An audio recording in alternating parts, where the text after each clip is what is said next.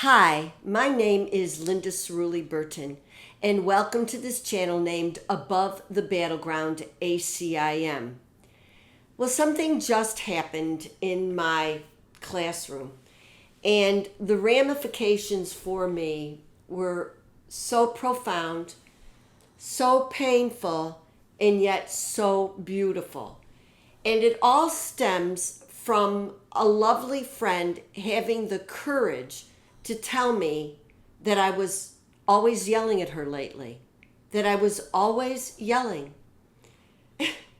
And from that courageous statement, well, wow.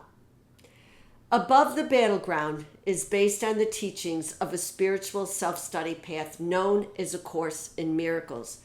I've been a student of A Course in Miracles for a very long time, but it's been recently, over the last couple years, that I have newly committed myself to this course with the intention that it will go deeper in me if I create these videos and am able to share them. It'll go deeper in me and then maybe be of some benefit to you. So, somebody had the courage to tell me that I was always yelling at them. Now, I'm going to tell you that the ego always speaks first. And my ego felt very defensive, felt very upset, very egotistical. You know, I'm on a spiritual path. How can it happen that I'm yelling?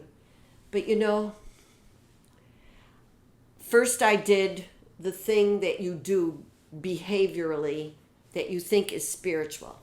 And that is, I told her, my gosh, I am so sorry. I didn't mean to hurt you. But then, after we walked, I decided to call her. And you know how sometimes there'll be a paragraph or a letter or it could be anything, right? And there's that one sentence, the one sentence that was put in there that could really have an adverse effect. And that's what I did.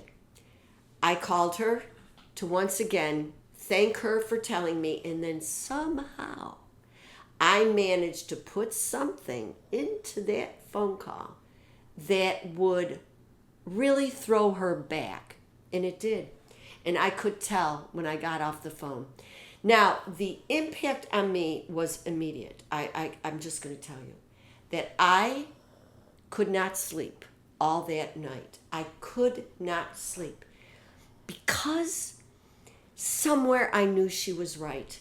I knew she was right.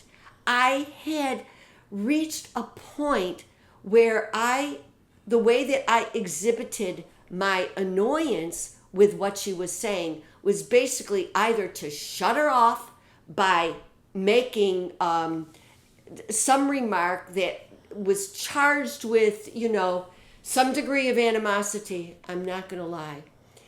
And so it meant I had to look, not at her. Because the truth is, we are never upset for the reason we think. This is a workbook lesson. I think it's number 5. Also, I know enough from my study of A Course in Miracles, and I have to repeat it. This is from the textbook. 30, chapter 30. Simple.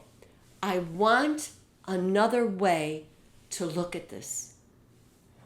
And this is what I came up with. I have prided myself, on having sustained what was great loss in my life, particularly my spouse, okay, the loss of my husband in 2017. And I've made comments about this in several of my videos. But I really was so proud of myself because, my shoulders were back. I was strong. It wasn't, of course, just Jim, but I tell you, what was happening to me over the last few months was that I was letting my thinking go back there. I don't know how to express this. There was so much laughter. I had this huge extended family. Jim had this huge extended family.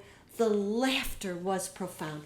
The fun, the celebration of every birthday, every holiday, traveling to Las Vegas multiple times, 20, 25 of us, laughing, fun. And lately, my mind was going back to it. But I would note it, and then I would push it back. Well, this wonderful friend of mine, she has a husband and she has 2 children. And when she would share her difficulties with me, a lot is the garden variety stuff that we go through. There's been some big stuff, but when she would share with me, something weird would happen to me. It was like, if I listened to her, I would become vulnerable and weak because there was a rage in me that I would have given anything to have my husband back, to have my brother Mike back, to have my parents back, to have my brother-in-law back. I would have given everything to have all of us laughing in Las Vegas, wearing matching shirts, And for the first time, and I apologize, for the first time in 7 years, I just let it rip. I really let it rip. I didn't care that I was vulnerable or weak. I know that you're never upset for the reason you think. I went to the top of the mountain with Jesus, and together we looked at what I had been putting myself through over the last few months, and that it was pain, truly pain, for all of it. And it hadn't come up. But I was so angry with my friend for having problems when her family was there. Her family was around her. And I couldn't hear her. I couldn't hear her cry for love. I was too busy shutting down my vulnerability.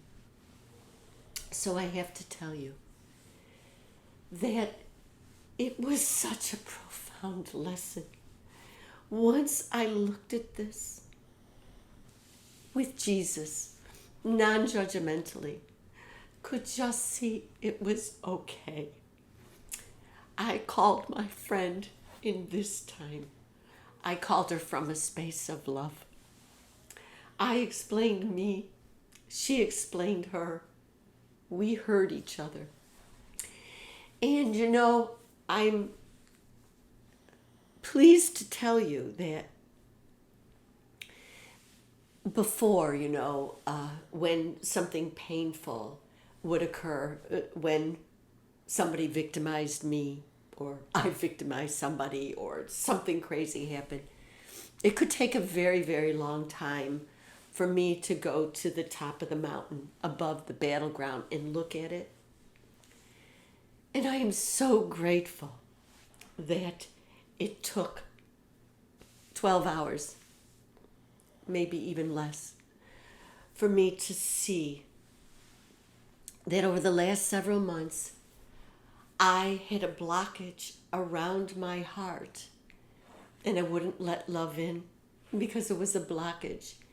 And thanks to my beautiful friend, I could melt that blockage with Jesus and the Holy Spirit and get closer and closer to the incredible unconditional love, who we really are.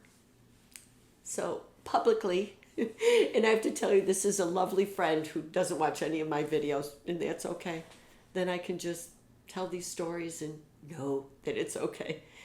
But anyway, I wanted to share this with you and to encourage you. You know, without a doubt, I'm very hyper vigilant. I'm very vigilant. I really monitor my thinking, my feelings. You know, I really monitor them.